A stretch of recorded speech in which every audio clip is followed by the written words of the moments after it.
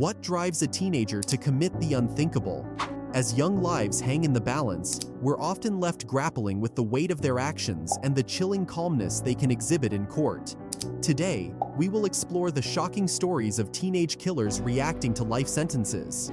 Some with shocking indifference, while others seem to reflect on their choices with a chilling clarity. From remorseful confessions to hauntingly detached descriptions of their crimes, the courtroom chaos surrounding these young offenders reveals a dark reality that many of us may find hard to comprehend. Before we delve into these harrowing accounts, don't forget to like this video, subscribe to our channel, and hit the bell icon for more gripping tales from the justice system. Let's start with Dexter Johnson, who found himself facing the consequences of a double murder. As he sat in court, the weight of his actions seemed to clash with his youth. His reaction to the life sentences was surprisingly muted. While the judge delivered the verdict, Dexter showed little emotion, as if he had distanced himself from the gravity of his actions. The courtroom buzzed with tension as onlookers struggled to process how someone so young could have taken lives and appeared so unfazed by the reality of his fate. This unsettling reaction raised eyebrows and left many questioning whether he truly understood the magnitude of his crimes. In another instance, we meet Michael Swanson, a teenage killer who described his horrific actions in an unnervingly calm manner. He recounted the details of the murders as if he were discussing a mundane event, devoid of any visible remorse. His demeanor shocked those present in the courtroom. It was as if he was recounting a story rather than owning up to the devastating consequences of his choices. The stark contrast between the heinous nature of his actions and his nonchalant attitude painted a disturbing picture of a young man who seemed disconnected from reality.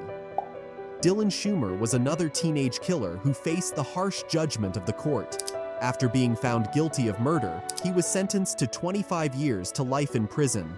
The court proceedings were filled with emotion, but Dylan remained stoic.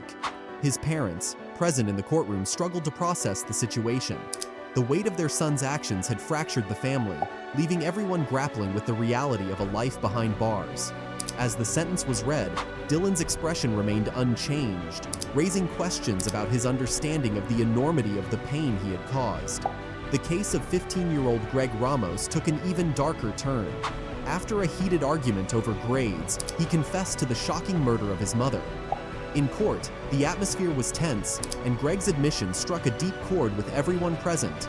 His confession revealed a mix of adolescent rage and profound regret. As he sat before the judge, the reality of what he had done seemed to wash over him. The remorse in his voice was palpable, highlighting how quickly a moment of anger can spiral into an irreversible tragedy. It was a stark reminder of how volatile emotions can be in the minds of teenagers. The courtroom was once again thrust into chaos, with the case of a teenage driver facing a murder conviction for a deadly crash. The reckless decision that led to this catastrophe altered multiple lives in an instant.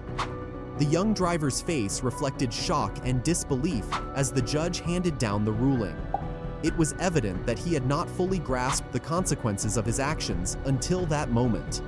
The weight of reality sank in, and the courtroom watched as the enormity of the sentence transformed him from a carefree teenager into a young man facing the grim reality of a life-changing verdict. Similarly, Mackenzie Chilla's case revealed a purposeful and intentional act that led to a fatal crash.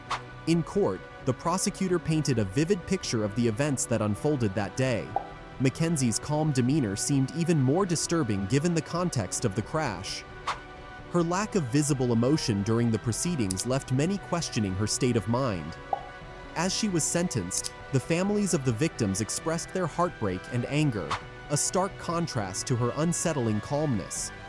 This juxtaposition left a lasting impression on those who witnessed the court proceedings. As the cases unfolded, it became clear that teenage killers received significant prison sentences for their crimes. The justice system faced the daunting task of balancing accountability with the understanding that these individuals are still young, with lives that could have taken a different path.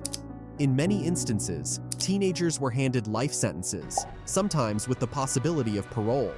The implications of such sentences weigh heavily on young minds, prompting varied reactions as they contemplate their future behind bars. Shondell Jackson was sentenced to life imprisonment for first-degree murder, a chilling reminder of the consequences of such violent actions. In the courtroom, Shondel's reaction was a mixture of defiance and acceptance. His expression shifted as the reality of his sentence began to sink in. Family members in attendance displayed a range of emotions, from anger to sorrow, as they came to terms with the repercussions of his actions. The courtroom became a stage for a painful reflection on the cost of violence and the lives forever altered by one moment of rage. Teenagers react to life sentences differently, often influenced by their mental health issues. Some may express profound remorse, while others remain detached or even defiant. The courtroom becomes a psychological battleground as young killers grapple with their emotions and the reality of their actions. It's a painful reminder that mental health plays a critical role in understanding the motivations behind such tragedies. These reactions reveal the complexity of the human mind, particularly in adolescence, where the line between right and wrong can often blur.